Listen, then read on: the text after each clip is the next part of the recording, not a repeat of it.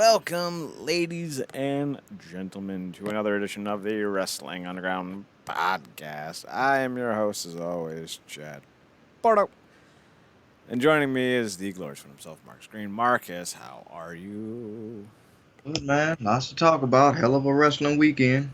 Chad always says watch more wrestling, and I did. Yay! I tried to. I've not been sleeping consistently, so like I've been falling asleep at the weirdest times. And so yeah, that I I was like, I'm gonna watch WrestleMania at 7:30. I closed my eyes. It's 1:30 in the morning. I'm like, well, that didn't go as planned. So let's talk about WrestleMania. We're not big on the Mania anymore. Big on the doubles, the double E. But it's still WrestleMania, and for that reason alone, we have to talk about it. Marcus, WrestleMania, this is the third year in a row. I don't even think I watched last year's, did I? God, if I did, I don't remember it. This is the third year in a row WrestleMania has been two nights. How are we vibing with the two nights? Because, as I mentioned off air, I feel like the two night WrestleMania has really curtailed a lot of the indie show hype during WrestleMania weekend. Multiverse and Ring of Honor aired on Fridays, and I think GCW had theirs on Thursday. But like I remember I think it was 3 years ago. Like there were midnight shows on Saturday night. There were like 12 p.m. shows on Friday, and it was like wrestling all day. I think there was a WrestleCade event too that had AAA because Jeff Yeah, Jarrett turned heel at a AAA event. But like, that's like those like Impact, Ring of Honor, GCW, and AAA were like the only shows that I saw that got any type of real notoriety during WrestleMania weekend, and it used to be like every show showed up, right? So like I don't know, maybe it's still the after effects of the pandemic.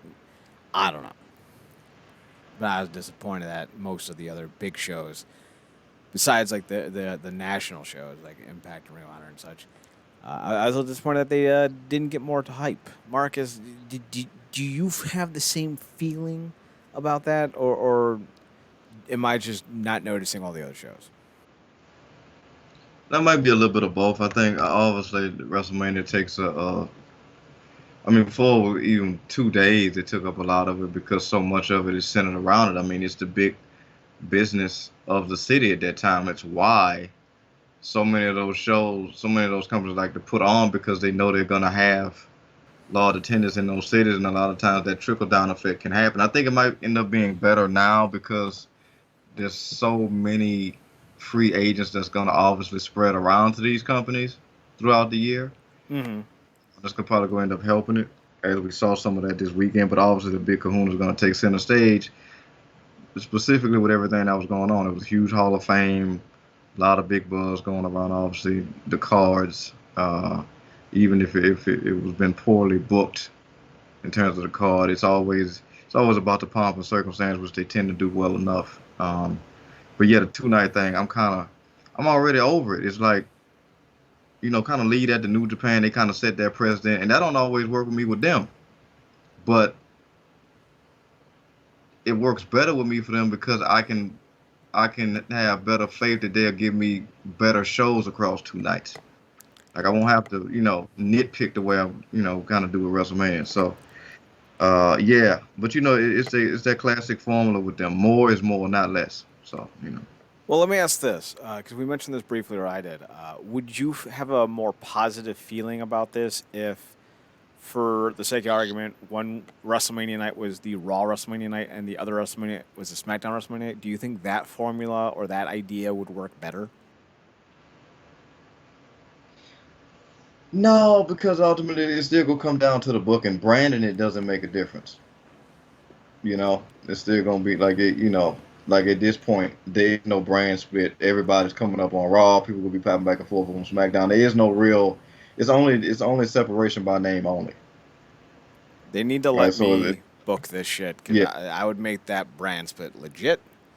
I would make Raw Saturday SmackDown, or no, I would make WrestleMania Saturday Raw and then WrestleMania Sunday SmackDown, yeah. and it'd be amazing because Because I'm a it's genius. like It's nothing but a verbal smoke screen. One night's Raw, one night's uh for SmackDown. It's like, oh, but both individual shows suck except for a few exceptions. Like over here you got, Brock, and then over here you got Roman. If those are only two big things you care about on these shows that are one's 3 hours and one's 2 hours, what the hell does that mean for the big show that's gonna go what for across 2 nights? What feels like 5 to 6 hours a piece, or four Yeah. hours maybe? Like, what does that mean? So, like, your math is horrible. Yeah. You know? Well, if I was booking it, my math would be fantastic, and these shows would be much better booked.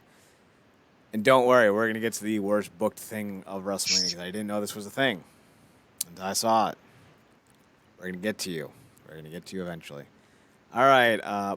Both shows were at least 3 hours. I think Saturday was 3.5 hours. I think Sunday may have been closer to 4. But that's still better than 7.5 hours. Sheesh. And yeah, most of these shows can be cut down. Like, let's be honest. Let's go through the ones that we could have been cut. The Usos and Nakamura and Boogs. Boogs got an ACL tear, so like that right there was terrible. McIntyre and Corbin could have been cut. That was terrible. I would say the other 5 matches, because like even though I don't like Logan Paul, he was really impressive. People were really high on him after that match.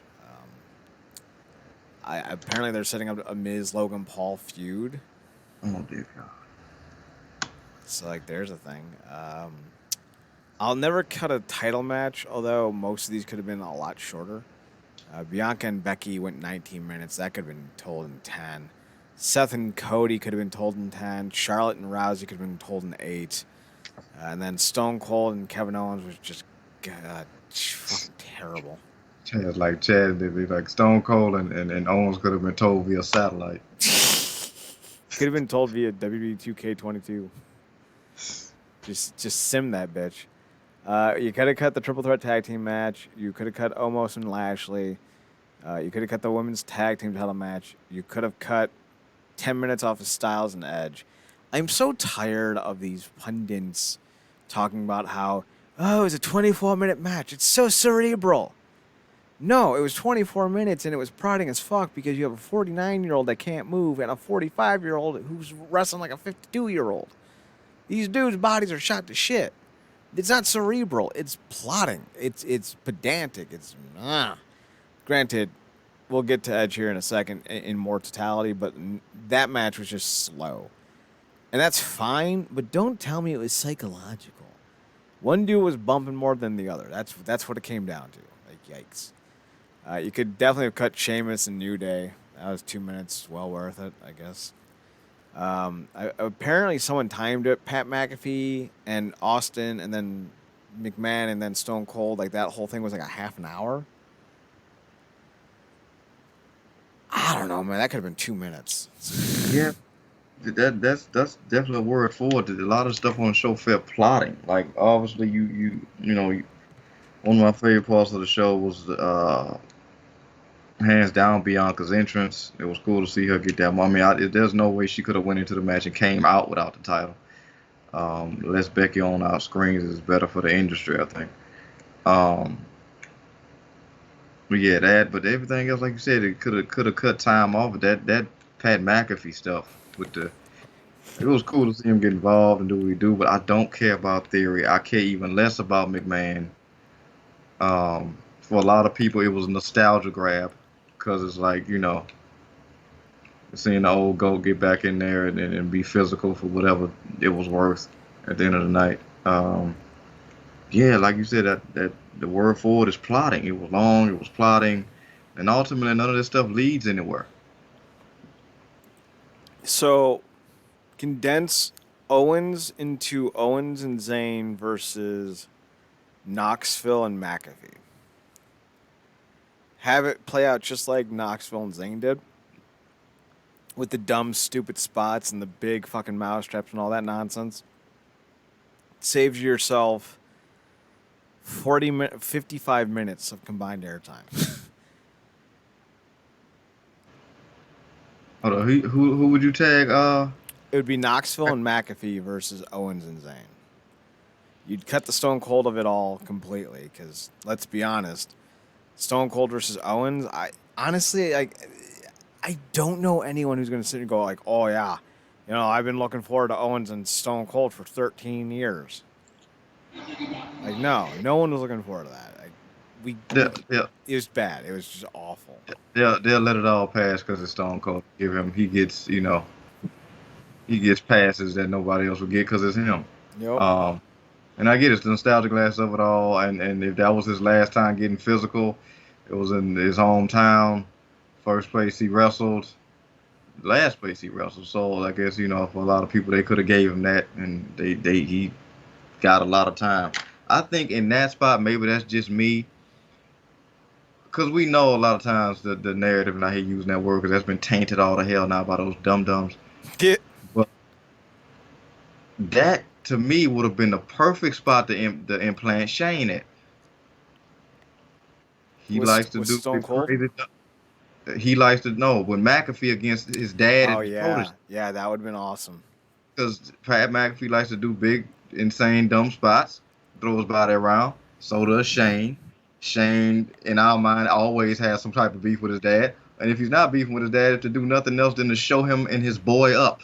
That's the perfect spot for him. Yep. So ultimately, that probably was a wasted opportunity. But maybe Shane was like, you know what? I don't feel like killing myself this year. I'm gonna hang back.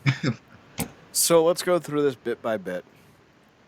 Usos versus Snock and Boogs was fine. The Usos, I think, are a C plus tier tag team who can be an A plus tier tag team with the right opponents. But with the wrong opponents, they get really exposed for being very generic. Now, maybe that's more the WWE booking and how producers book them. But they're really just the Young Bucks with Samoan tattoos. Like, they do the same 3 spots over and over and over again. And with Nakamura and Boogs, it's just like that was a thrown together tag team that didn't make any sense to begin with. And this is the first time Nakamura's been outside in 3 years. So, like, I don't know. It just felt like a really just dumb situation to be a part of. Yeah, in so many ways, it feels like you're saying they need a new day. Mm-hmm. They need, because they set such a consistent high standard with that, and they've never, and you don't really have another team touching them. You got good tag teams in that company, and maybe this is one of those times where they need to really pull back, condense some of these titles to less, and have a lot of these guys going back and forth between the main and the NXT brands. Because And ultimately, if you call yourself the best tag team, then everybody gets to, you know. yeah, and the thing is, like, they had the tag teams. They had the talent to support all these titles. And they fired them all because they're dummies. Speaking of dummy, McIntyre defeated Happy Corbin. This was another match that just didn't need to exist. Like, I remember when WrestleMania used to be the showcase of the Immortals, not the highlight reel of the have-nots. Like, Yeah, really, Happy Corbin. Like, did anyone think Happy Corbin was going to beat Drew McIntyre? I didn't think he was gonna be in the company this long. But I guess that's a story in itself. I mean, I haven't really liked anything with Corbin since he was in NXT, and that's been years ago. They finally had somebody kick out of End of Days. That's probably one of the more protected finishers in that company. With McIntyre, you've never really been high on. I think I've been higher on him than you in certain instances. But at this point, I mean, this is the guy that they literally put over Brock. Mm-hmm. Was the pandemic champion. He did the best he could, but a handoff at a bad time. Did what he could. Captain Got COVID. knocked. Captain COVID. Um, and now all McIntyre is a sword. That's it. He's a sword. That's it. He carries around a sword and says Irish or Scottish. Scottish stuff. Yeah, thanks. Yeah, Scottish stuff. That's it. He's just a sword at this point. There's nothing.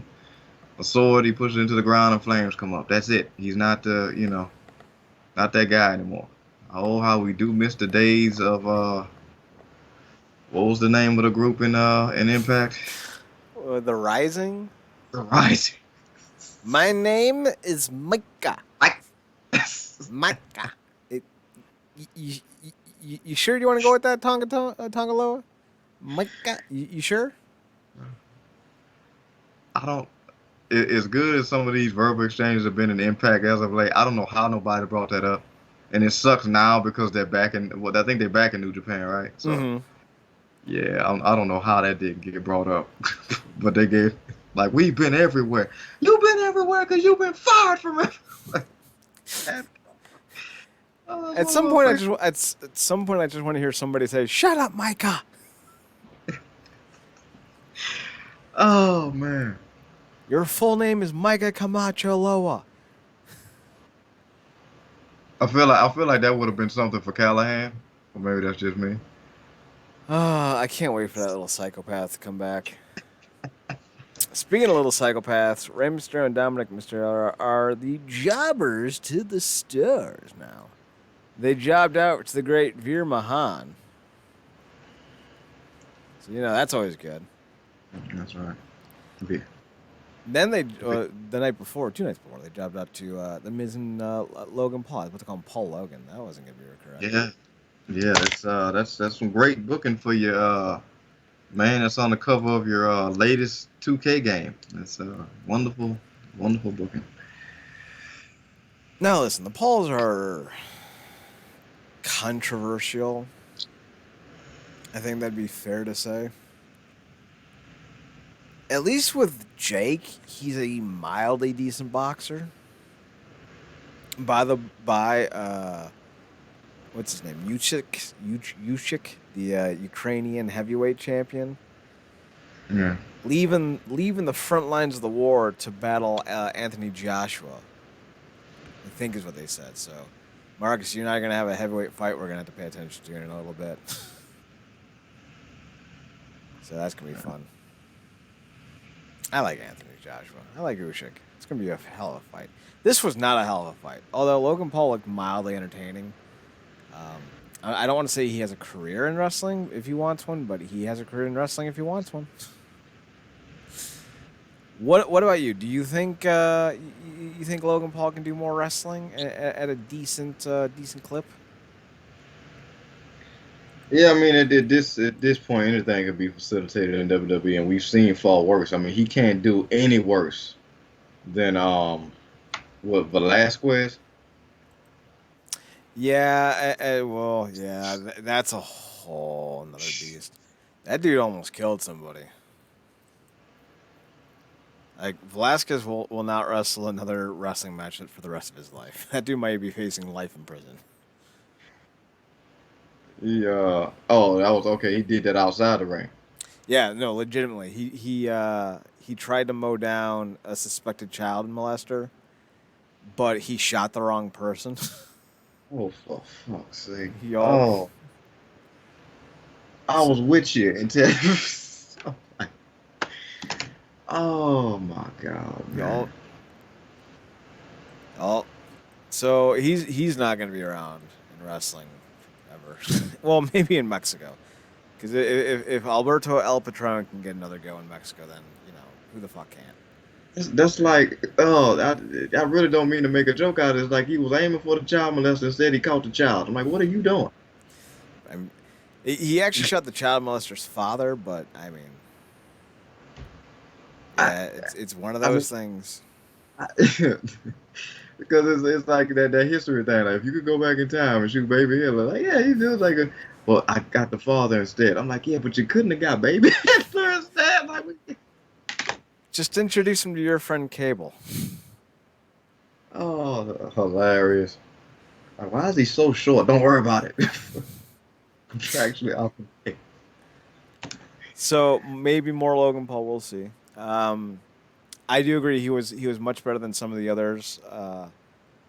He actually is fairly athletic, which makes it even harder to like him because he's such an unlikable tool. And you don't want to actually give him any credit for anything. It's like saying it makes me hate him more. Which, for everything you just listed, is exactly why he got paired with The Miz. And he was still the most likable person next to him. I know there's this fucking theology now around Mike Mizan that he's a worker and he's earned his spot.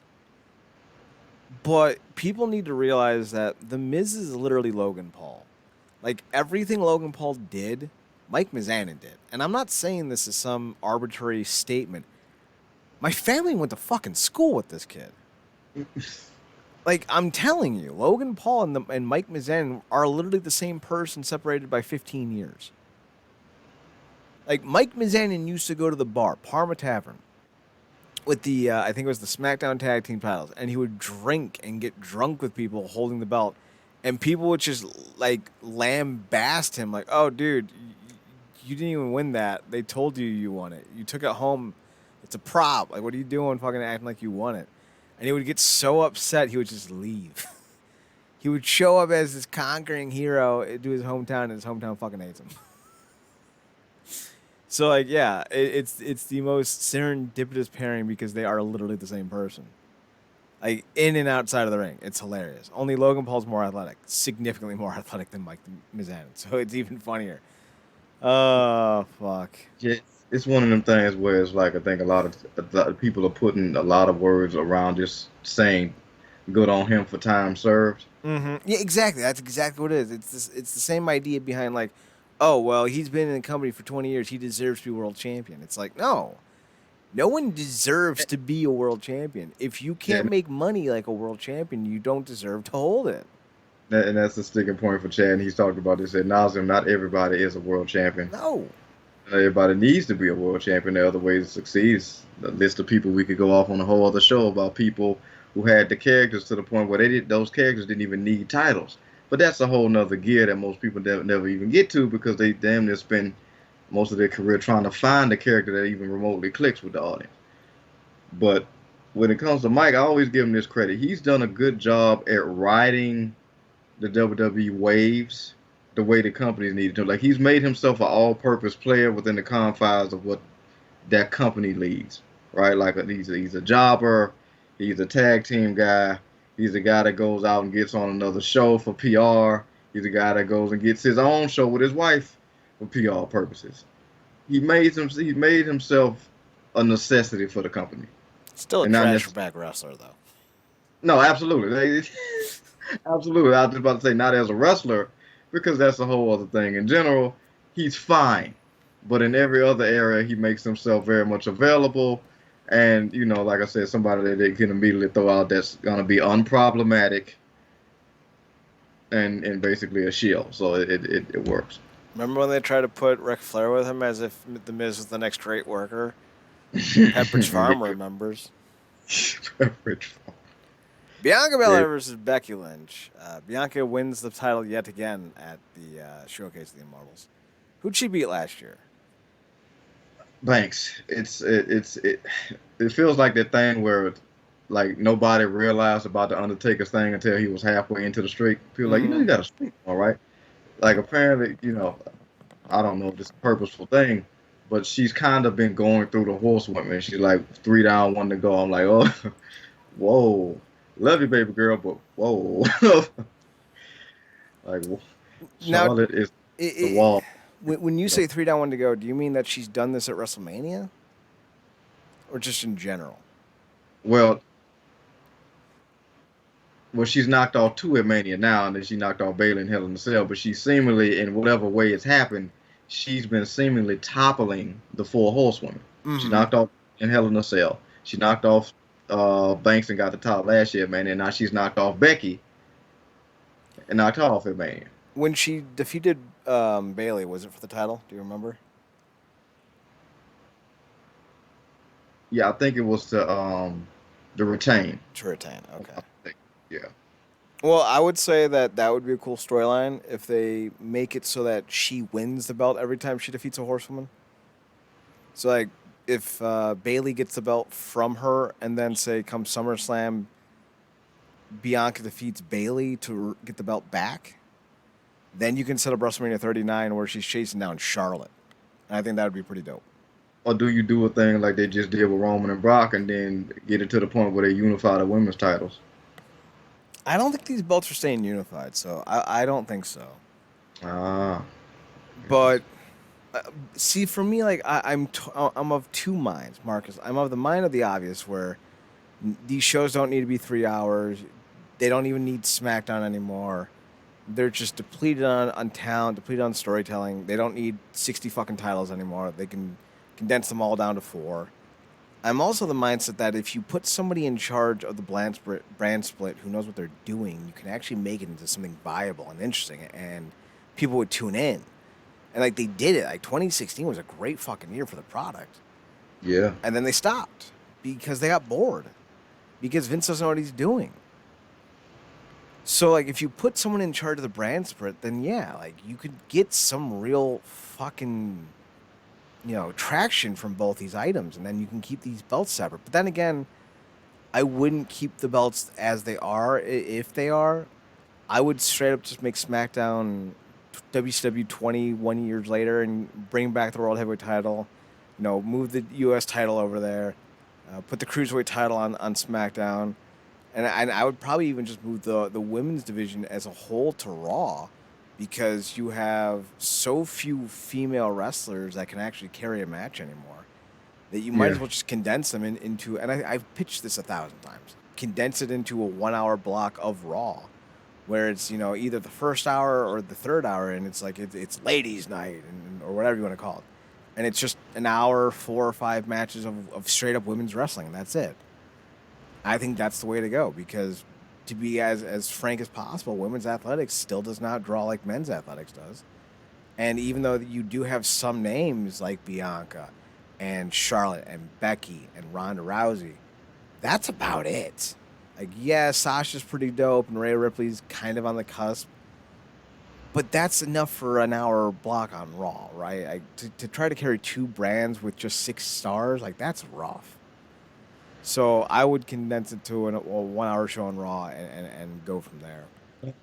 You're not wrong, and that'll kind of ensure to a certain point, specifically depending on how you book it. Because again, reason why the hashtag got started, it'll kind of cut back on the potentiality in the future for like to give women's a chance movement. Because that could easily turn back into a thing. Because they could give women a whole hour and do like 6 2-minute matches or something like that. You know what I'm saying? Right. So like, you could have 2 different shows and have 4 matches across the 2 shows, and total time you get 20 minutes from those 4 matches and maybe 2 promos. Or you can give them 1 dedicated hour, 3 or 4 promos, 3 or 4 matches, each going 10 plus minutes. But then again, like, I'm not a minutes guy. I don't think you need to do that necessarily, but I think you need to give time. So like, you could do 10 matches that are 2 minutes apart, because a real fight doesn't usually last that long. So, like, if you wanted to do, like, Bianca versus who's a jobber? Let's see. Liv Morgan or Zelina. If you want to do Bianca versus Zelina, that's 3 minutes. You don't need to do more. Like there needs to be a hierarchy established, right? Like, Bianca needs to be kind of seen as one of the 4, right? She needs to be like a pillar. So, like, she should defeat Zelina in 2 minutes. She should defeat Natalya in 2 minutes, right? But then she faces Rhea Ripley, and that's 10 minutes. Then she faces Becky, and that's 20 minutes. Like, the length of time given to a match should be equivalent to the perception of the opponent that the star is facing. So if Roman Reigns goes out there and faces Cody Rhodes, that's 20 minutes. If Roman Reigns goes out there and faces Madcap Moss, that's 2 minutes. Like, it needs to be kind of almost simultaneously shown in terms of the physicality in the ring and the length of time given. You have to tier it, and then when you do and you follow that, have it main event 1 week. I'm like, this is a roster that has Shayna Baszler and Asuka, and they run both of them into the ground. But you could get them back to a point where they build up and make the 2 of them have a submission match or something like that, and that could be a main event 1 week, and obviously you give that match time because they can go, and then after that, whoever wins that, they could go up against Bianca, who I don't know if she's ever beaten either one of them. So you can make that a thing. So specifically if she's the champion now. So, but you have to build these people back up, because I'm sure it's a handful of people don't even know Asuka still works there. I didn't. And then you just mentioned about the you're going to pair the Aces of Spades with the Queen of Hearts, and that's not a thing. Like how is 52, submission move pickup not like the name, right? Like there's so many card puns you could be going with. Poker, I hardly know, or boonch. I think the thing when you look at like condensing the women's division that needs to be kind of hyper realized is it's not just the women's division that would benefit from this. The idea would be that you'd only have Bianca wrestle once a month on TV, only have Charlotte wrestle once a month on TV, Becky once a month on TV, and then what you would do is, maybe you put them in specifically I meant singles matches, like a single Becky Lynch match. Then like the other week you would have them in a tag match, and then the other week you'd have them do a promo, and then the other week you'd have them be a part of a vignette, and it keeps them on TV, but it keeps them fresh from being overexposed. And this is how they should be doing everything. Like, there's a reason why Brock Lesnar still has the hype around him that he does. It's because he's super fucking protected. But yet, you only see him on Raw like once every 6 weeks when the moon is fullest on the second night. But he's on every other promo and interview package that you can find, and it feels like Brock's still part of the product. And part of the reasoning this works is because we see it work in MMA. Like, we know that most MMA fighters will only fight 3 to 5 times a year, depending on how crazy they are. So it keeps them fresh. It makes that, their fights that much more important. Now, you can't go 5 months in between a wrestling match in today's day and age. Like, you just can't. Like, you're not going to be generating that kind of revenue. But one singles match and one tag match per month on TV, I think, is like a nice balance. That way you're not being constantly shoved down people's throats, and you can keep some of that mystique. And like the one singles match wouldn't be like Bianca versus Charlotte. It would be Bianca versus Natalia, or Becky versus Liv Morgan, or whoever. It would definitely be a showcase match to make the top stars look better. And I think that could work. And then you do the same thing with the men's stuff. Like, that's why all these cuts really hurt the product, because now you've diluted and depleted the roster to the point where you can't implement this. So I think if they went back and did something similar to kind of like how TNA used to do their 1-hour shows, where, yeah, you'd see AJ Styles eventually on the show, but it wasn't always in a match.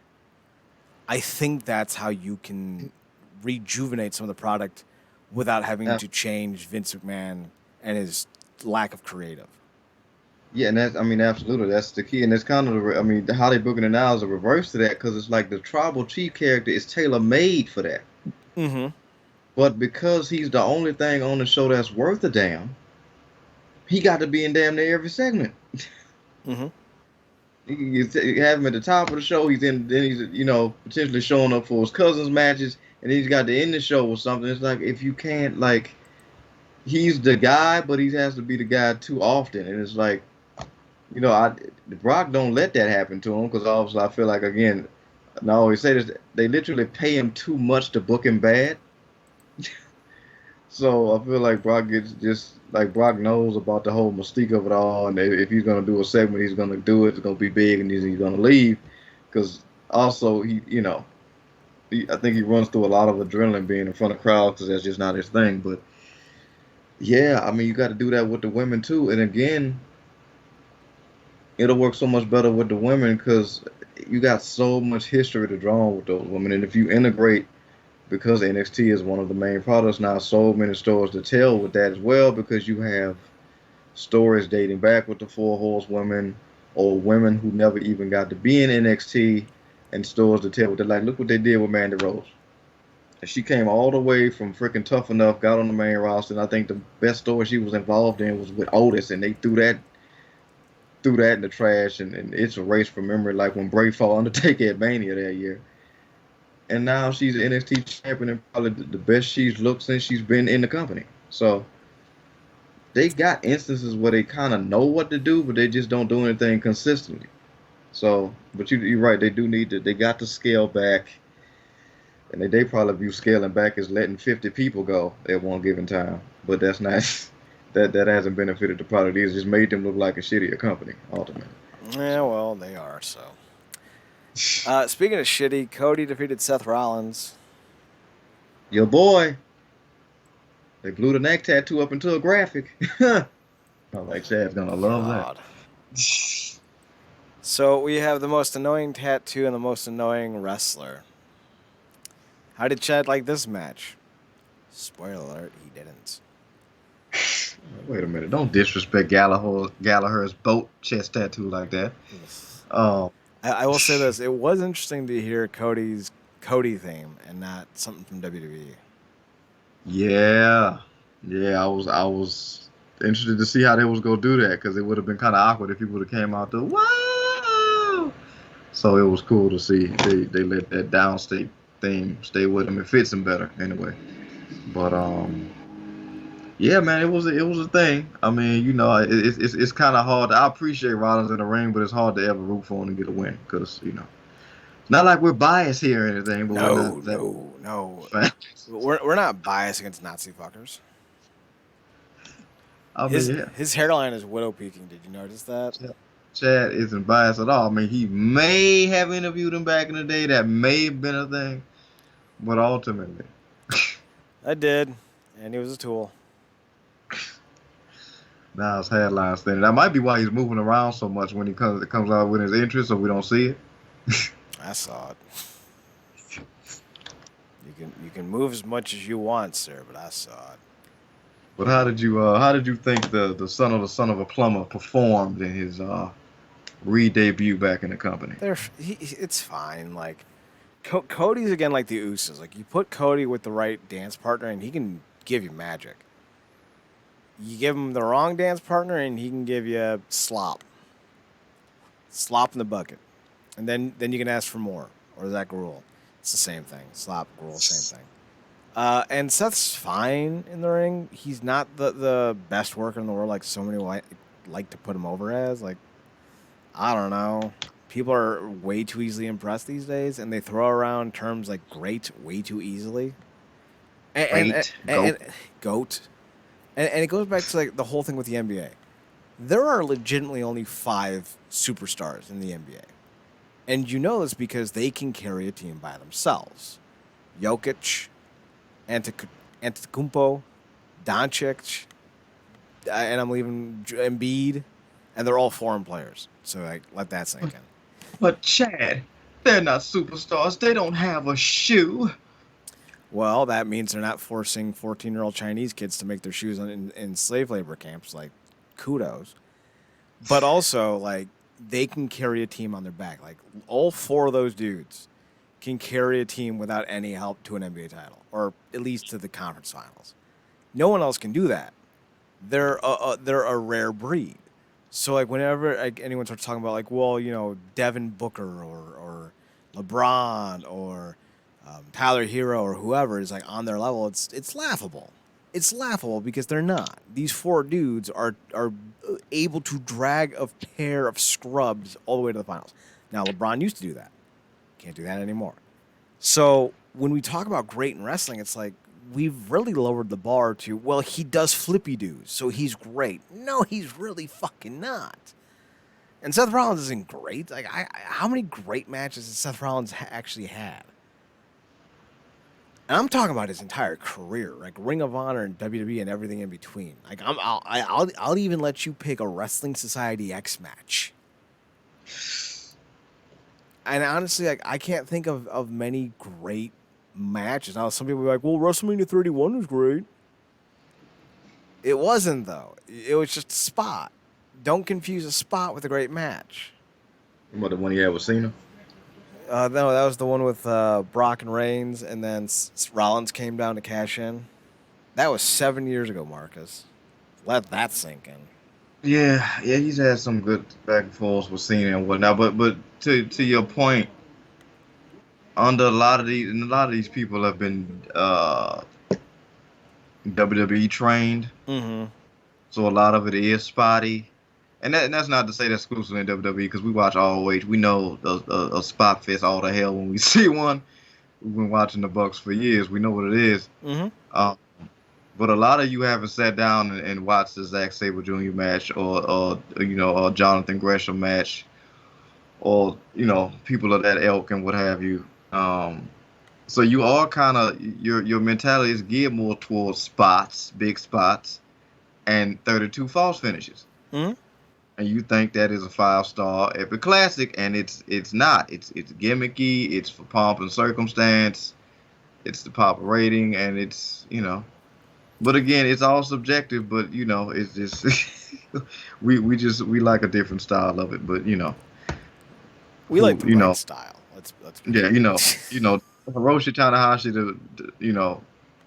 is somebody Seth Rollins so elsewhere. So it's like, which is weird, but If you see Hiroshi Tanahashi like we see Seth Rollins, you're not a wrestling fan, and I don't want you in this fandom. Like if you want Seth Rollins above Hiroshi Tanahashi, that's fine. Like if that's your bag, that's your bag. But don't you ever, and I mean ever, say that Hiroshi Tanahashi is, because I'll we're come for we're you. we're talking about we're talking about Jared Nomack. You're talking about Deacon Frost. Ooh, oh, oh. What about Drake, motherfucker? I like that. I like that. Oh, would I you got would you like would you like immortality? My friends are gonna kill you. I'm gonna you. kill you. You got to ask yourself, why does he like that? Is he an actual motherfucker? Is he remembering mother's bosom? Is that why he likes it so much? Marcus, these are questions I think about at night. I feel like the story in and around that movie is so much better than anything that movie actually showed. Because now I'm imagining scenes that were cut where he was studying new age slang and terminology and was just going through and got to curse words right before it was time to fight. Blade, I drove up my whip, and now you're gonna get got. Ah, Uh, Dominic Purcell, what were you doing in that movie? Speaking of what were you doing, Charlotte Flair defeated Ronda Rousey in a really bad match, and apparently Ronda Rousey walked out of the Hall of Fame because she wasn't closing the show. I believe it. I mean, wait, this is what? yeah. So when Ronda found out that Stone Cold and Kevin Owens were going last, the rumor said that she left the Hall of Fame early and left in a huff, which I believe. She claimed that she left because she has a 20-something week old baby. Like, bitch, just say a 6-month old baby. Like, no one's impressed at how many weeks it is. I have a 148-week baby. I have a 10,000-week baby. You mean a 40-year-old? Like, what are you doing?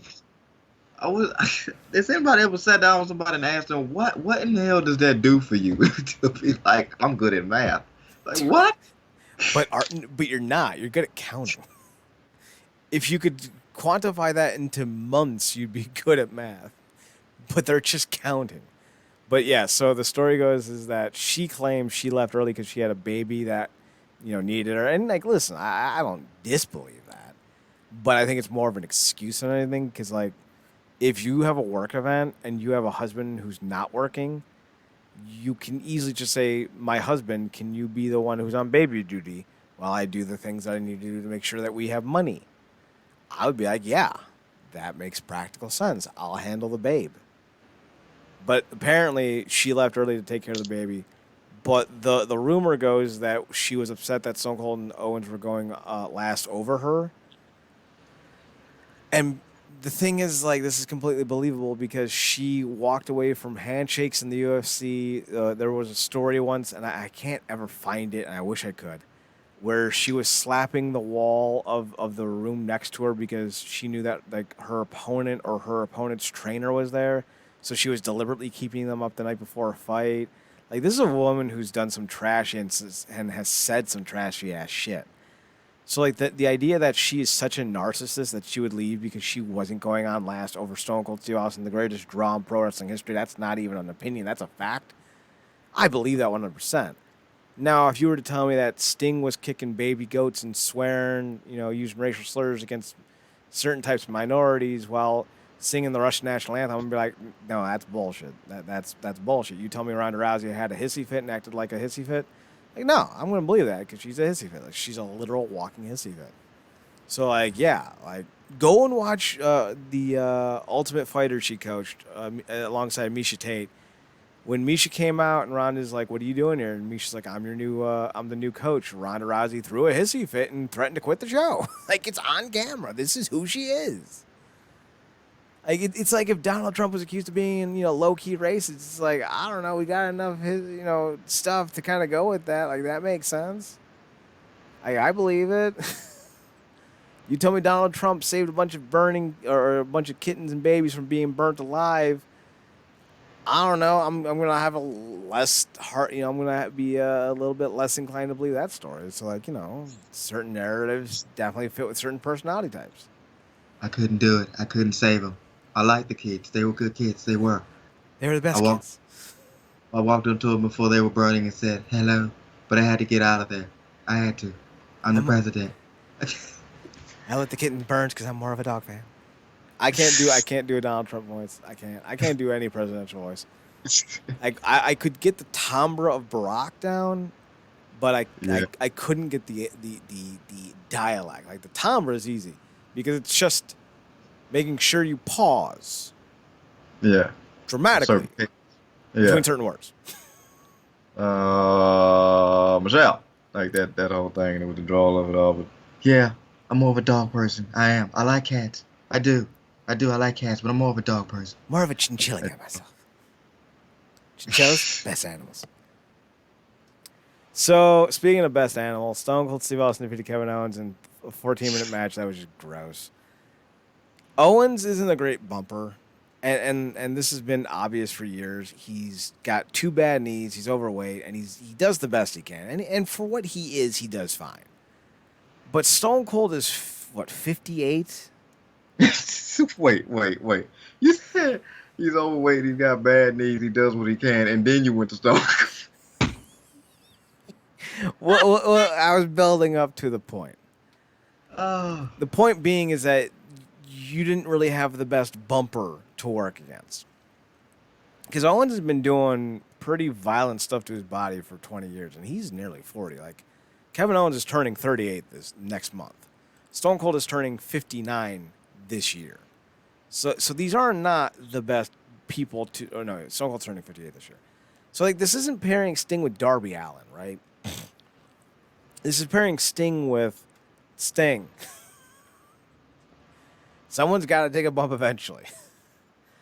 The thing with Stone Cold was it was really hard to watch him throw punches because of how slow they were. And you could tell that his steps were deliberate because he didn't have the same fluidity he once had. Now people are going to be like, well, yeah, he's 58 years old. And to that I say, and that's why you shouldn't be using him in a wrestling match. Like, it's one thing if you want to put him in like a cinematic match like Sting, or put him in a tag team match with Sting. It's another thing to have him go one-on-one with Owens in a 14-minute match that was basically just a bunch of punches, a bunch of kicks, and then Stone Cold suplexing Kevin Owens a bunch of times until he hit a stunner. Like, my God, this was a boring-ass match. My God. But people pop for it because it's Stone Cold in Texas, and it is his first match, now his last match. Although somebody pointed out, like, no, this is not his last match. Like, this dude is definitely going to be getting paid $10 million per match to wrestle at, Super Slaughter Showdown in Saudi Arabia. So, like, that's definitely going to happen. Against Goldberg, with your luck. Okay, listen, don't tease me with a good time. It may have been, 22 years or 24 years past due, but I'll still watch Stone Cold Goldberg at 58 and 55 years old, respectively. I mean, I kind of almost need to see it because there was a point in time where I didn't know the difference. Racist. No, that's being a baldist. Anyway, Baldist. More like a hairist. Yeah, hairist. But yeah, I mean, look, man, it was cringe watching him both take and throw punches because you literally saw him feeling everything that was happening. Mm-hmm. And good on him. He took some suplexes, he took some other bumps and whatnot, but essentially this was Owen doing a lot of favors. And to I'm sure he was happy to do so. And to your point about him, because like I said, listen to you run down ailments and what have you. I'm like, without him saying the name, I'm thinking he's talking about Stone Cold. Like, a bad back, bad knees. He's old. Now Stone Cold knows that. I'm like, what? I'm like, Jesus. But Stone Cold's got bad knees, bad ankles, and a bad neck. yeah, and Owens called him out about all of it before the match. So, like I said, they did what they could. Again, nobody's gonna call it on probably how they should call it, but for a lot of people, this was probably the best part of the show for them. And I guess in a lot of ways, even though it's called WrestleMania, it's that's like the least most important part about the show a lot of times, which Yeah. sucks. It's what the narrative has become. So, um, good on him. He got to have a night in Dallas. Good on Owens for I guess being a humble, doing the humble honors, if you will, and yeah. But I don't ever need to see him do anything else again. Like I like his podcast. I like his Broken Skull Ranch show. Um, but I don't need to see this man getting there again. Like you said, we're gonna probably go call this show Geriatric-Mania, and we haven't even gotten to the other old guy yet. So Nope. I want Stone Cold versus Roman Reigns. Give it to me. If I can't have quality wrestling, I'm going in the opposite direction, and I want all the trash. I'm trying to see, even at Goldberg's age, who's gonna give him the worst spear? I still feel like it's Goldberg because that's the one thing he got that because he still puts his head in your sternum, whereas everybody else does a shoulder. Edge gives the But worst spear. He just kind of like wraps his arms around the person and drops to his knees, like, "I got you, big brother." Ah. because he's sitting down, feels like midair before he even hits you. Right?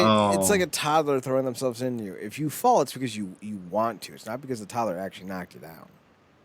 it's not good. But yeah, yes, Cold Rain, Stone Cold, uh, Goldberg. Just keep him away from Lesnar because it's like one German and that's gonna be a wrap.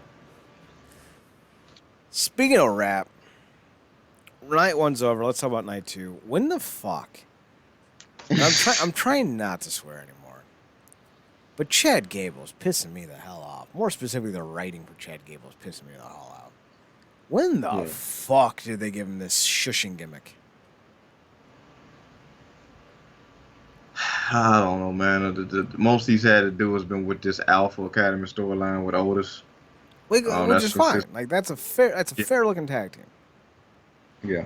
But this whole shit, like, who's that for? I Chad don't know, Gable man. has the 5 Olympic rings on the back of his singlet because he's an actual Olympian. Like, you could be building up a tailor-made story of Chad Gable and Gable Stevenson's. I forget what his name is. Gable and Gable Incorporated. You could be building them up into a storyline that doesn't suck, but instead we're getting Chad Gable shushing everyone. Ugh. He's the best Yeah. worker on the roster. Absolutely, absolutely. It looks like he's in the best shape he's ever been in too. Um, yeah, I mean, at this point, with how he's been booked, it's sad because I would imagine there's some people looking at him going, "Didn't he used to tag with a black guy?" I hate that for him. And But then Otis ate the black guy. Otis is that's Kirby. Holy shit. that's actually that's actually believable. Otis ate Um, the black guy and then became Bobby Lashley. Bobby Lashley is holy the hell. Kirby form of Otis eating Jason Angle. WWE did the Majin Buu story in real life. Oh, like holy hell, he ate the evil brown one and became pink. Here's the thing that pissed me off about Gable. He's an Olympian. He's the best Absolutely. worker on your roster. He's Yeah. also tribal American. He's part of the Comanche Nation. I think I said that right. Comanche Nation? Yeah.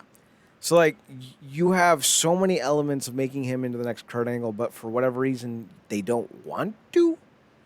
Is it because he's 5'7"? Sorry, he's 5'8". Like, it's fucking stupid. I don't. That'll be better for some angle to do than the last thing we saw him being involved with, which was frickin' Baron Corbin. Um, Yeah. what a waste of a last run that was, but that was his choice. But well, that was his choice to partake in that stupidity. But yeah, it's bad. I mean, like at this point, and shout out to you for the Comanche info. Didn't I had no idea about that, but good on him. I guess at this point we should just be happy they gave him his damn name back.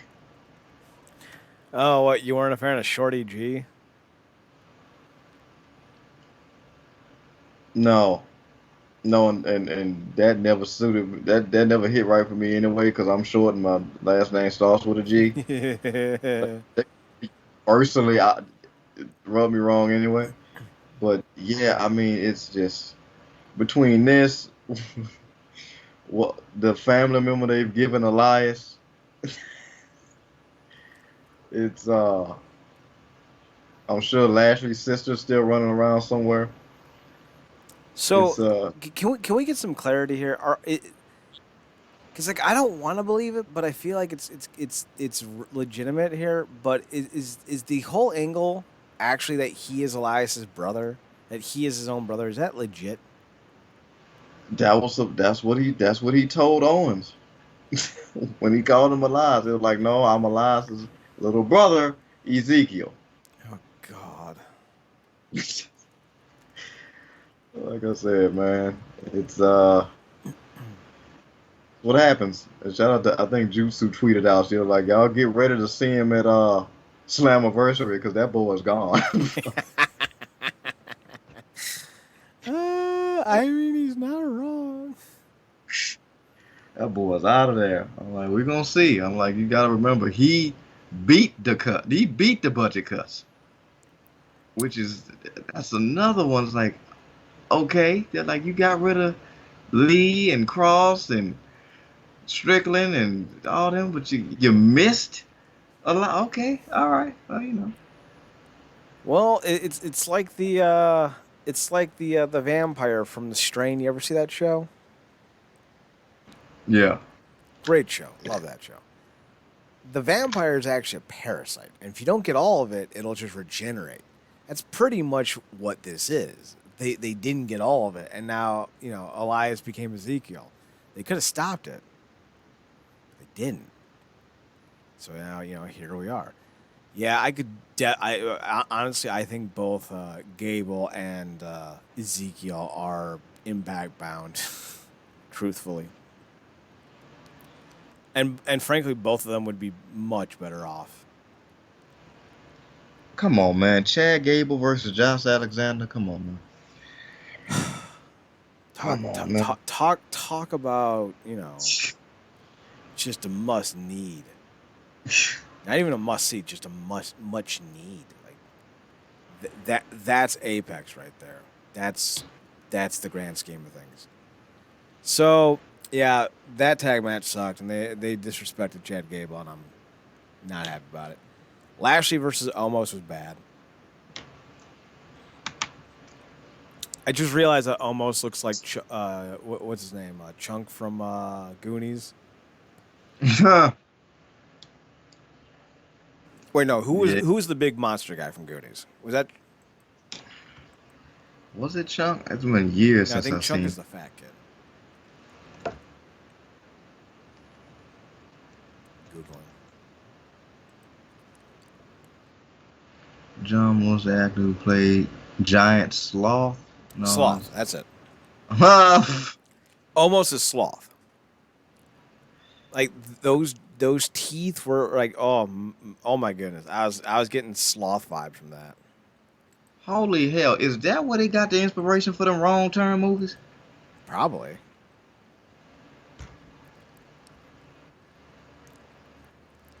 That's where we got the inspiration for Rudy and Lord of the Rings. Sean Astin was in that movie. So was Josh Brolin. Thanos was in that movie. Shout out to Josh Brolin. Yeah, I mean, it was cool to see Lashley actually get back healthy enough to get back in there. I think he beat Almost, so he had him his first L, only to get the Raw tonight. And I guess you could say the MVP traded him in for a bigger, better black guy. No, didn't do it. Wait, Uh, who did MVP side with? Almost, Really? yeah, because That was fucking of stupid. of of the two, this big one really needs a talker. So Wisdom, he turned on Lashley to get paired up with Almost. mush, mush mouth, yeah. That'll put butts in seats.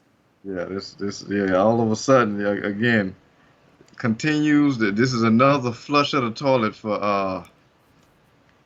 the Hurt Business, because I know Cedric and Joe saw Lashley backstage and was like, "It's so funny when it's the rabbit with the gun, is it?" Wait, was that from Looney Tunes? I don't know where that originated, but I'm pretty sure they did something like that in there. Because Bugs' feud with Fudd is legendary. Let's see. It's not so funny. Not so fun when it's the bunny with the gun, is it?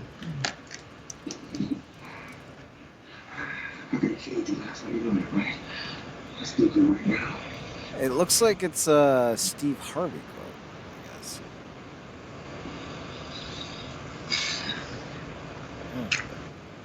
I didn't know that.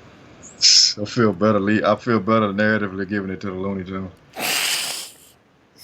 Yeah, at least Bugs Bunny never gave the award to the wrong person. Speaking of the wrong person, Sami Zayn's still wrestling. I miss that El Generico guy.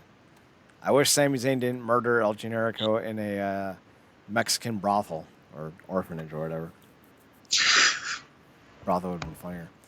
Knoxville Zayn was fine. It was a comedy match, and Knoxville's he's a professional bumper.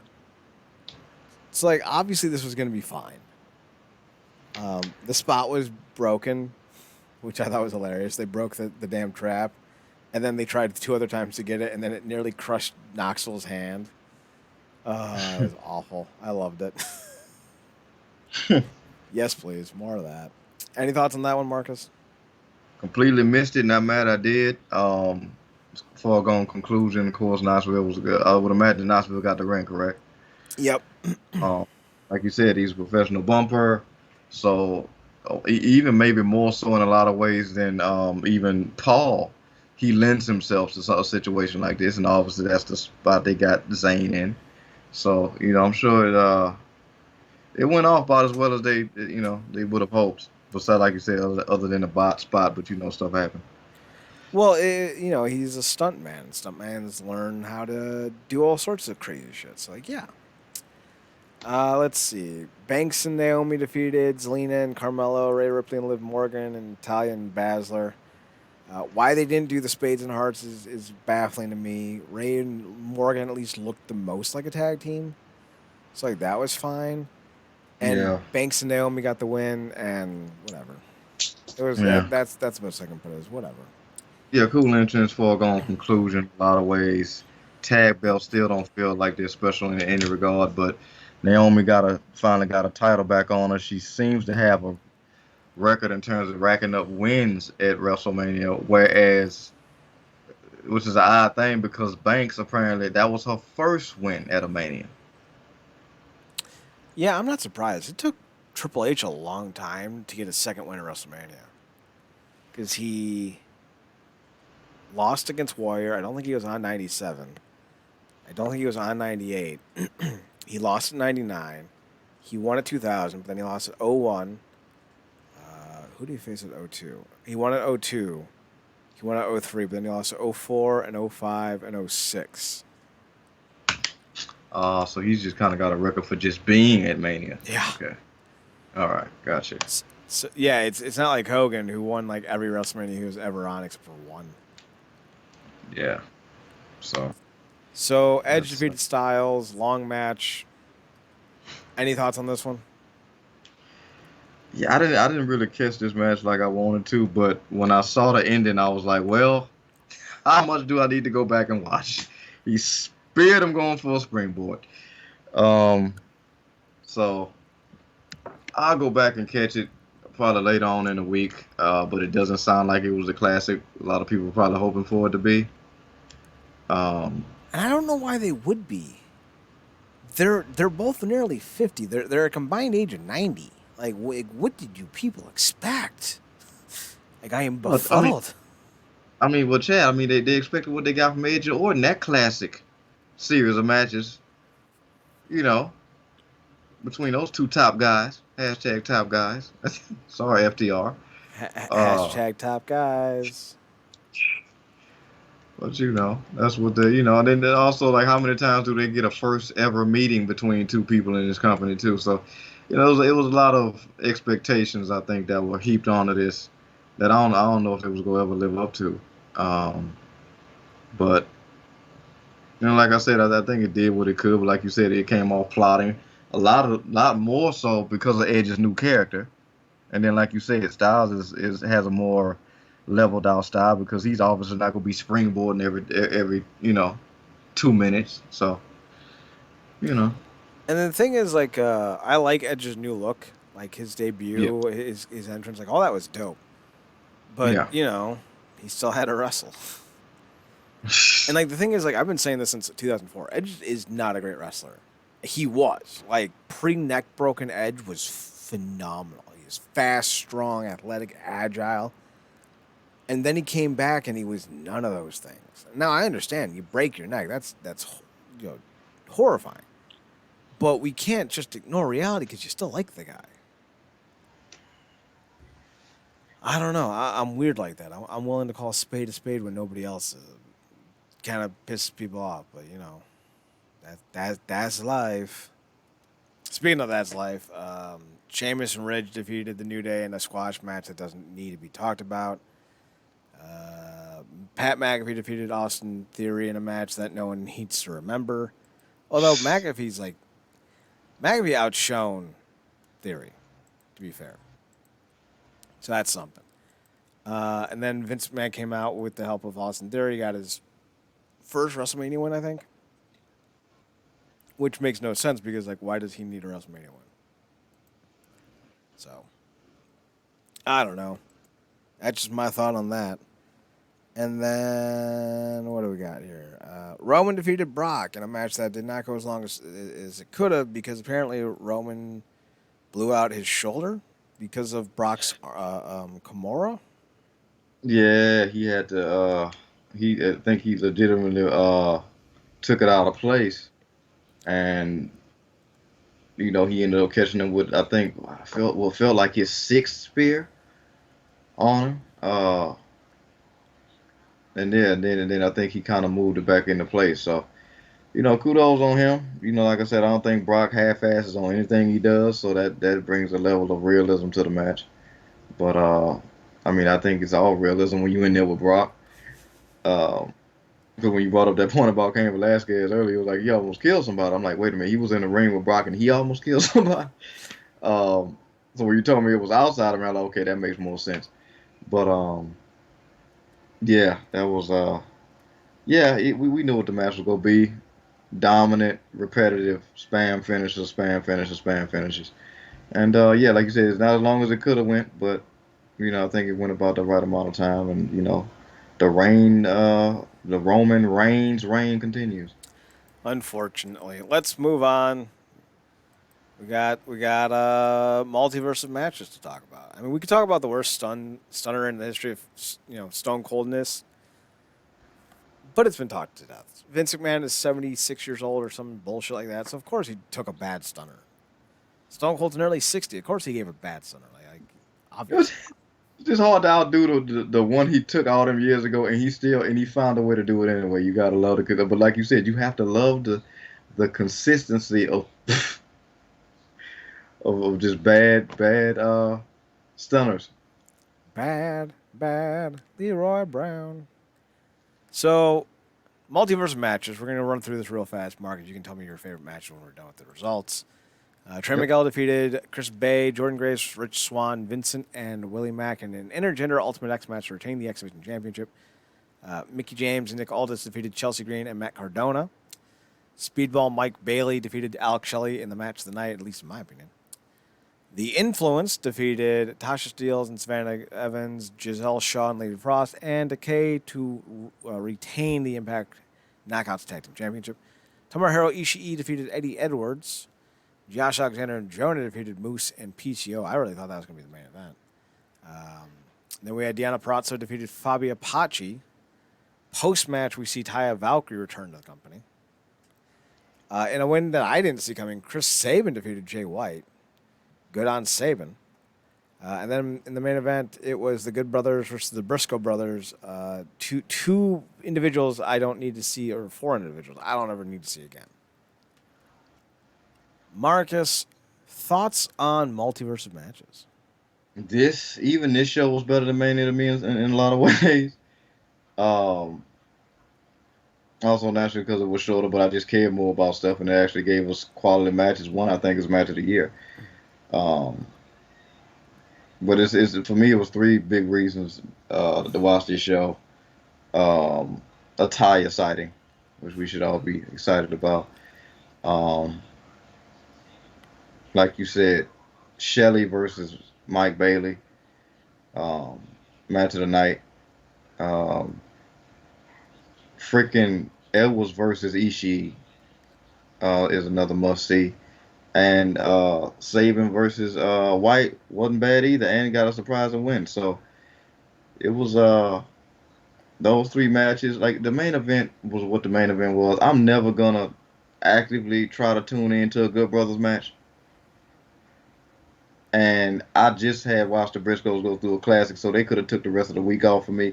And there was no way in hell this match was going to go even sniff what they did in Ring of Honor. So, yeah.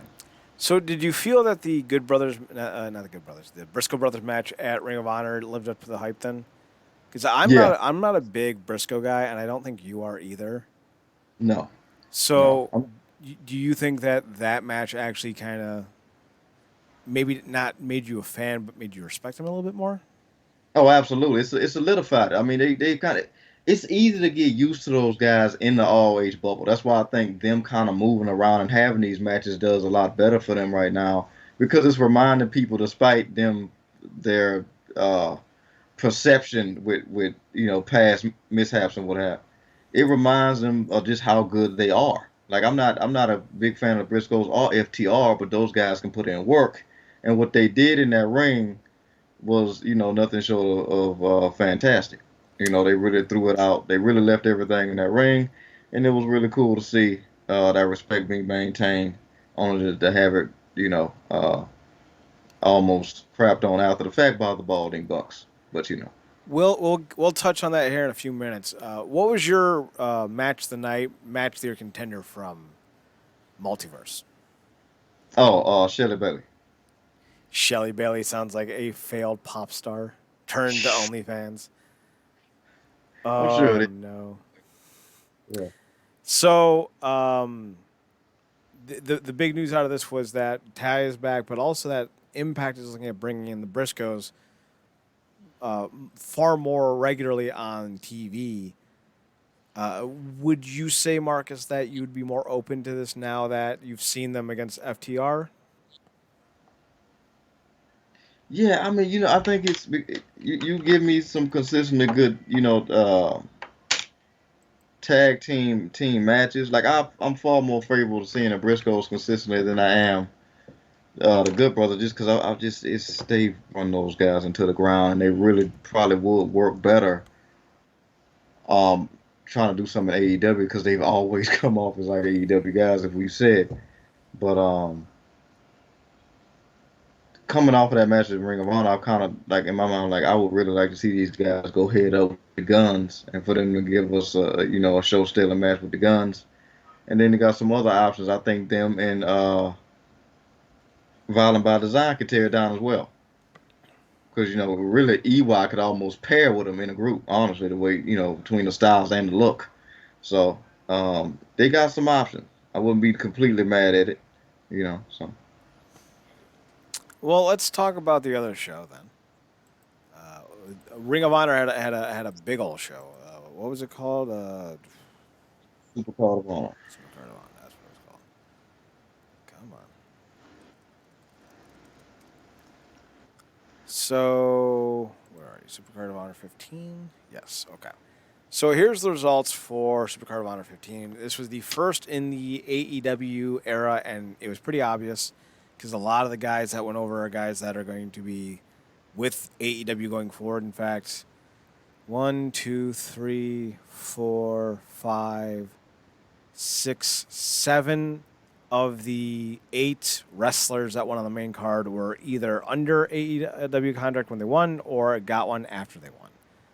So that should tell you all you need to know about the future of AEW Ring of Honor. But counting the pre-shows, here's what we got. Colt Cabana defeated Blake Christian.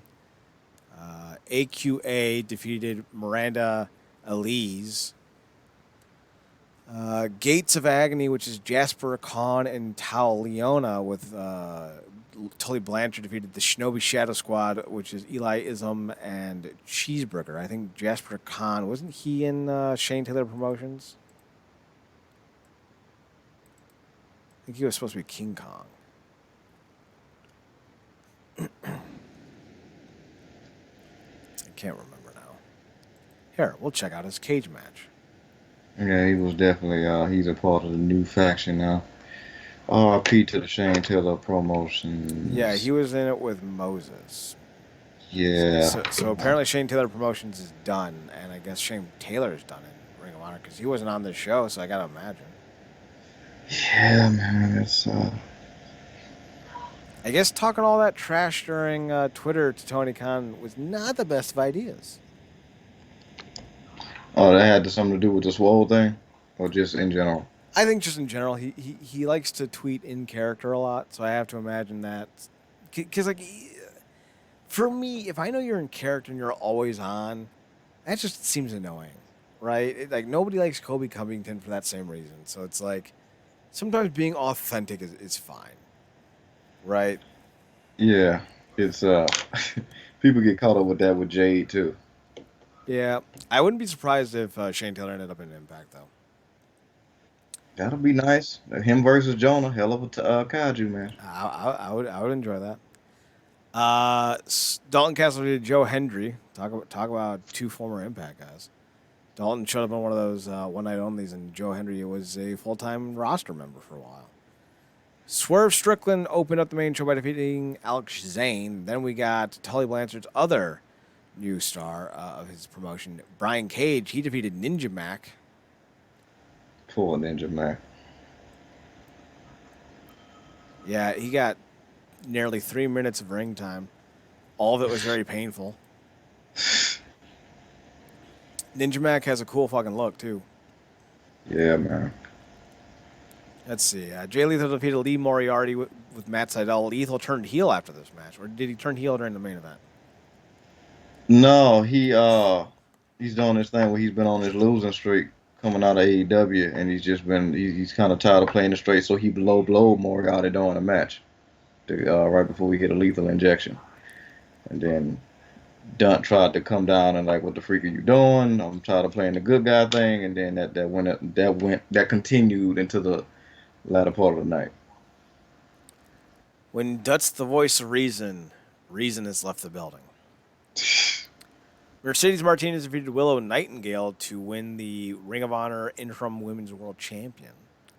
She'll eventually face Deanna Prazo, who could not be in attendance at the match because she was at the Multiverse of Matches event.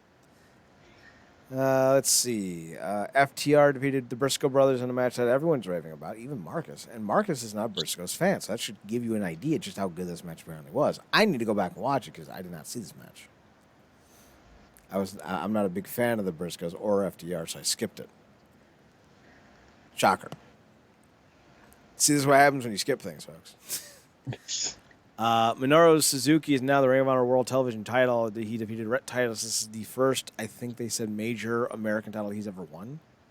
Maybe the first American title he ever won. So, that's pretty dope. Wheeler Yuta defeated Josh Woods to win the Ring of Honor Pure Championship. Josh the Good Woods is no longer going to be champion, so that's got to tell me that maybe they expect him to be gone. I'd like to see him in Impact, with a new name. This dude just looks like Cody Garbrandt to me. Like every time I look at Josh Woods, I'm like, dude, that's Cody Garbrandt. Without the terrible neck tattoo. It's not that he doesn't have his own terrible tattoos, just not neck tattoos. Like, sincerely, that's Cody Garbrandt. Then we got the main event. I was about to say John Cena. Jonathan Gresham defeated Bandito to unify the Ring of Honor World titles. He was the interim champion, or the quote-unquote classic champion, and now he's the only champion in the world title. Apparently, Chavo Guerrero came down with Bandito. Chavo just finished up work with AEW, so that's kind of ironic. Marcus, overall thoughts on SuperCard of Honor? Yeah, man, look, both Colt Cabana and Chavo, please get the freak off my TV. Guerrero was on the show, and I still didn't see anything on this show that I didn't like. This was a very good show to me. This was a very good return for Ring of Honor me, even under the AEW thing. I'm hoping that the AEW kind of let Ring of Honor remain their thing. We obviously don't know what they're gonna do, but I personally like to see them allow Ring of Honor to kind of keep their stuff intact. Because like a lot of what happened recently with the NWA Crockett Cup, they've been infusing a lot of their past with their present in terms of showing the old and the new titles and bringing in a lot of that tradition and whatnot and mixing that all up to just cultivate the legacy ultimately and push forward. So I thought it was probably my favorite show of the weekend. Like I said, I watched 4 shows. Good stuff across it all, but in terms of from start to finish of enjoyability and great wrestling throughout without the pomp and circumstance or circus act of it all that can sometimes come out of wrestling, I think SuperCard of Honor took the crown. Besides the FTR Briscoes match, what was your favorite match of the night? Let's see. I gotta give it to, like you said, besides the tag match, I gotta give it to Gresham and Bandito. With the women's being not too far behind. So obviously, the other big news about the show is that Samoa Joe debuted, or returned to the promotion, I should say. Who knows what's going to happen with the promotion? Joe's officially signed with AEW. It is what it is. I'm not that excited about Joe. One, because he's 10 years past his sell-by date, and he refuses to get himself into better shape to take the pressure off of his knees and to keep his agility and athleticism up. So he's going to be pretty slow and pretty prodding. Probably going to be very strike-heavy, very submission-based heavy, which is fine, but he was one of the first guys of his size to do the things that he did. Yeah. But I'll pivot to this. Joe, Brian Cage, Jay Lethal, these are AEW names. Do you want to see more of these types of names in Ring of Honor? These guys that kind of were flying under the radar in AEW and now could have another platform all of themselves. Is that something you want to see, or do you want to see the Wheeler Yutas, the John Greshams, and the Willow Nightingales be the focus of the show going forward? Focus of the show for AEW or Ring of Honor? For Ring of Honor. Yeah, I keep these names in Ring of Honor, man. Pump that up with them. You got enough going on AEW. You got Rampage and obviously Dynamite and whatever other stuff's going around that. I think you got a lot of clear-cut storylines to go throughout that. Let Ring of Honor do its thing and have its own thing. And I think you can keep both of these balls in the air and let them, like I said, Ring of Honor has such a legacy, man. I wouldn't throw it out. And I think obviously by proxy of the company owning Ring of Honor, Joe coming into Ring of Honor, he's signing to AEW in a way. But I keep him primarily on that RH brand because, like you said, Joe in a lot of ways is obviously out of his prime. But like when he walked out, that crowd kind of gave him a reception that reminded me of the reception that Ray got when he first came to Lucha Underground. Mm-hmm. And he walked out, and the crowd was just like, they gave him the adulation that was like worthy of what he's meant to And I think that's kind of what I got with Joe. And also, even with his body in whatever shape it's in, the man has something that a lot of people in the business just don't have, and that's a presence. Yeah, that's fair. Like you got, like it's just you cannot shake what happens when he walks into a room and the look on his face and just the aura that he gives off. And he debuted with another banging theme music to me, which I didn't think he was gonna be able to do because his last theme song I think was banging called Tap Out. But yeah, yeah, I keep it. I keep a certain. Uh, obviously, you now matriculate people back and forth through the rosters, which I think could be a benefit. But I primarily keep a certain linear path going with certain names on the Ring of Honor roster because they got their own. I think they got their own flag going, and I think you've seen that on this show. But like you said, we don't know what the plans are. Tony Khan at this point can flip everything out. He kind of seems like Sid from Toy Story, but he doesn't want to blow his toys up so much as he just like he wants to see them fly in his own way, but not necessarily put a rocket on their back. You know? I mean, that's fair. I would move some of the AEW stars to Ring of Honor to help bolster the brand because they lost Mike Bennett, Maria, the Yeah. Kingdom, Taven, PCO. Like those dudes are in Impact now. Yeah. And I would have to imagine that some of those guys that they would have wanted to keep to some degree. So that's going to be interesting to see what they do with the AEW in Ring of Honor stars. I think Brian Cage is a great fit for Ring of Honor. If that's the direction they want to go with, that would work. But also, if that's the direction they want to go with, I kind of had to just point out, like, why did you leave Impact again, buddy? So I got tired of people knocking my wife over the head with beer bottles. well, at least they didn't push your wife in front of a fucking train, dude. Perspective, priorities. Or if you had a kid, it would have been a hit and run. You know how they like to do over there. Oh, Santana's nephew. Conan's, or no, that was who was it? Hernandez and Homicide, right? I feel like it was, but that kid was special to somebody, and then he wasn't. Especially the audience, because we fucking love that shit. That was funny as hell. All right. Any other things you want to touch on before we call it a night? We already touched on not Eli. God damn it. Looks like Eli. Who's the brother now? His name is Ezekiel. He's the brother of Elias, formerly Elias Sampson, but Vince has a Dolo name fetish. So, yeah, that happened. Y'all go be the judge of that. Y'all go look at Elias's brother Ezekiel and tell me how close that resemblance is. I don't know. Also, I don't know if you caught it. Hall of Fame was pretty good. They gave Scott a live mic, and we all survived.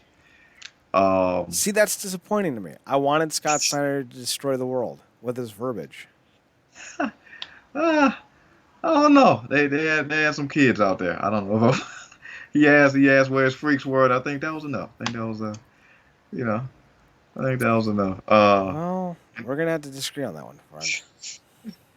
That's why we got the TNA clips. That's why we got the TNA clips. Some of the best highlights of the man's career.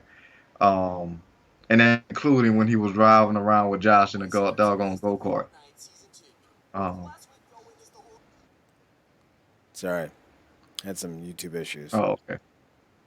Got you. But yeah, also, man, hell of a Hall of Fame, too. I think Undertaker had one hell of a speech. One hell of a speech. It was really probably one of the coolest moments of the weekend when I stuff that I mentioned earlier. Seeing him get that several minute standing ovation the way that he did for his 30+ year career, it's right up there with seeing Punk return. And I'm not even a Punk fan. You know what I'm saying? I don't think I ever get tired of watching that. So yeah, that was really cool to see. This suit is dope. I'll say that Yeah. much. Yeah. All right, we're gonna wrap it. That's good. Been on for a while, 90 minutes. Be sure to check us out at the website, realnerdcorp.com. Catch up on past episodes, realnerdcorp.com, REALNERDCORP.com. You can find our links to all of our socials on the website. We're also on Twitter at NERDCORP. Marcus can be found on Twitter at ParadoxKid, P-A-R-A-D-O-X. Fucking tongue-tied myself. P-A-R-A-D-O-X-K-I-D. I'll be the kid. There it is. He's also on his other podcast, The Trueprenny Show, Truepennyshow. They covered a bunch of stuff. They got the Crockett Cup last week. What's on tap for the future? Yeah, covered the Crockett Cup last week. This week we covered the Multiverse of Matches. So, far more check that out. in depth. So check that out on the Twitter account. Yeah. You can find the links to their podcast on the Twitter account at the why am I blanking on the name? Truepennys. Truepennys Show. There it is. TruePennyshow. You can find me on Twitter at Chad Nerdcorp, ChedNerdCorp, and on the Instagram at Chad's Photo at ChedSPHOTOHUT. Once again, the website's realnerdcorp.com, RealNerdcorp.com. Be sure to check us out on there. We'll be back next Monday for another edition of the Wrestling Underground Podcast. I've been your host, Chad Porto. He's Marcus Rain. Thanks for tuning in. Thanks for checking us out. Thanks for giving us a chance. Remember, as always, to watch more wrestling. And Marcus, take us home. Good night, me.